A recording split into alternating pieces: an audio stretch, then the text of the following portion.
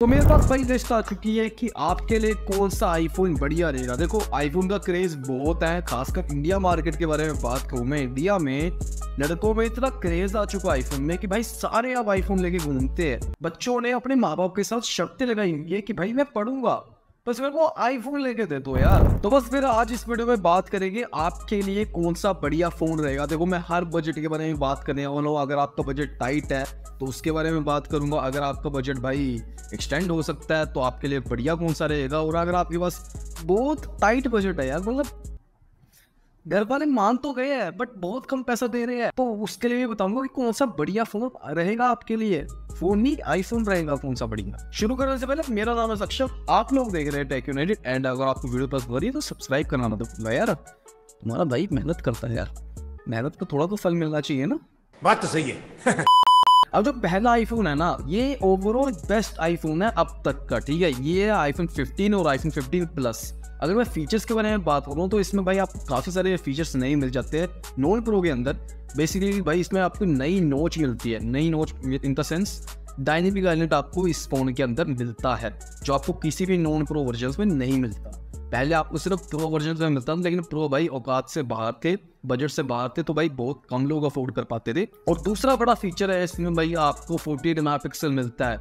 पिछले जितने भी आईफोन्स हैं उनमें आपको 12 मेगापिक्सल मिलता है, लेकिन इनमें आपको 48 मेगापिक्सल मिलता है। जी हाँ। और तीसरा टाइप सी आपको मिलता है इसमें, ठीक है। तो यही कुछ 3 खास फीचर्स थे जो मेरे को बताना जरूरी लगा, तो मैंने आपको बता दी। बट देखो जाना जरूरी नहीं है आईफोन 15 पे, ठीक है। अगर आपका बजट अलाउ नहीं करता, आपके माँ बाप अलाउ नहीं करते, या फिर आपका औकात से बाहर है, सिंपल से शब्दों में बोलूँ तो मत लो, ठीक है। ये जरूरी नहीं है ये आईफोन लेना, ठीक है। इसके कई सारे ऑप्शंस आएंगे अभी सुनो। लेकिन अगर आप आईफोन 15 ले ही रहे हो ना, तो भाई मैं कहूँगा कि अपना पुराना फोन एक्सचेंज करके लो, ठीक है। आपकी पुरानी फोन की जितनी भी वैल्यू होगी वो आपको मिल जाएगी और उसको फिर आप आईफोन 15 पे लगा सकते हो, तो वो ज़्यादा वैल्यू फॉर मनी रहेगा। तो अगर आपके पास पुराना फोन है तो उसको बेचो, फिर आईफोन 15 लो। अब मेरी लिस्ट में जो भाई दूसरा फोन आता है वो है भाई बेस्ट बजट आईफोन। अब ये बेस्ट बजट आईफोन कौन सा है? ये है आईफोन 13।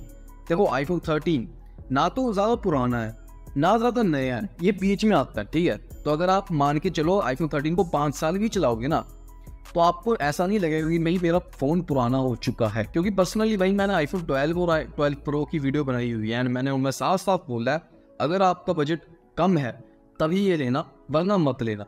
क्योंकि आईफोन 13 भी आपको इस प्राइस पॉइंट पे मिलता है। आईफोन 13 अब तक के लिए सबसे टिकाऊ फोन है और सबसे बेस्ट बजट फ्रेंडली फोन है, क्योंकि इस आईफोन में आपको भाई 5 साल के लिए सॉफ्टवेयर अपडेट्स मिलेंगे एप्पल के थ्रू।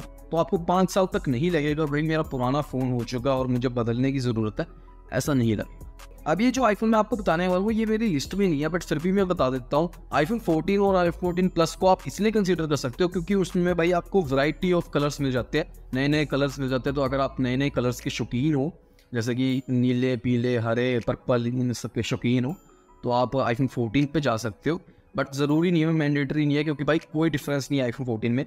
जो स्पेक्स आपको आईफोन 13 में मिलते हैं वही सेम आपको आईफोन 14 में मिलते हैं। तो कोई ज़रूरत नहीं है आईफोन 14 पे जाने की, अनलेस एंड अनटिल आपको अगर नए कलर्स चाहिए तो। और देखो मैं प्लस मॉडल्स इसलिए साथ में आपको बता रहा हूँ क्योंकि भाई प्लस मॉडल्स में आपको बड़ी बैटरी मिलती है और बड़ी डिस्प्ले मिलती है। तो अगर आपको बड़ी डिस्प्ले चाहिए और बड़ी बैटरी चाहिए तो प्लस मॉडल लेना, ठीक है। वो नॉर्मल वालों को छोड़ देना, थोड़ा साइड पे रखना, प्लस लेना।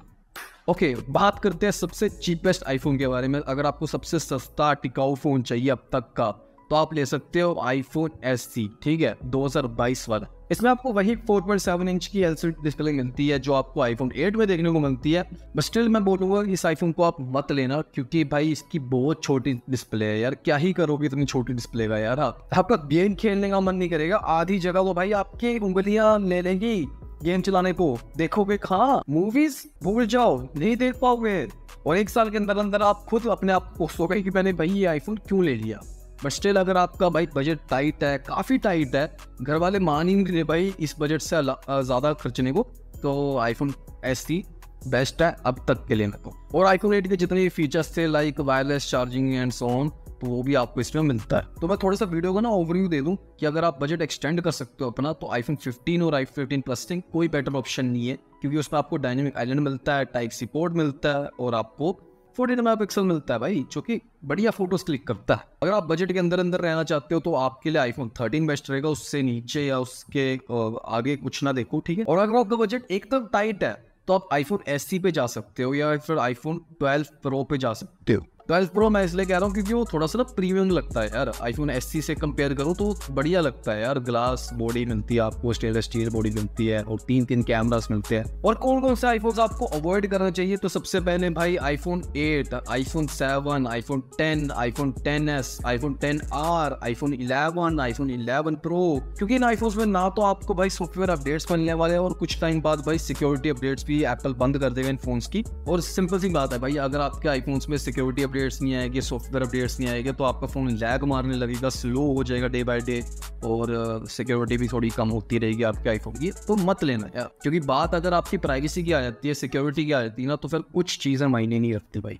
और अगर आपके पास आईफोन है और नहीं चाहते कि मैं नया एक आईफोन लूँ या फिर बजट नहीं या फिर कोई भी इशू है, तो सीधी साफ सरल भाषा में बताऊँ तो बैटरी चेंज करा लो, बेस्ट है। मैंने रिसेंटली अपने आईफोन की बैटरी चेंज की और काफ़ी सही चल रहा है, काफ़ी घंटों तक मेरा साथ दे रहा है। तो मेरी तरह अगर आपके पास पैसे नहीं आए नए नए आईफोन्स लेने के तो बैटरी चेंज करा लो, ठीक है। मैं जानता हूँ ये वीडियो काफ़ी छोटी है बट बहुत इन्फॉर्मेटिव है, ठीक है, आईफोन यूज़र्स के लिए जिनको आईफोन लेने में दिक्कत होती है या फिर कन्फ्यूज है कौन सा आईफोन लेना चाहिए, तो उनका आज मैंने प्रॉब्लम सॉल्व करते ही भाई आपके लिए कौन सा बेस्ट रहेगा कौन सा नहीं रहेगा सब बता दिया। वीडियो पसंद आई तो लाइक कर देना, चैनल पे नहीं हो सब्सक्राइब कर देना। मैं मिलता हूँ नेक्स्ट वीडियो, तब तक के लिए बाय बाय।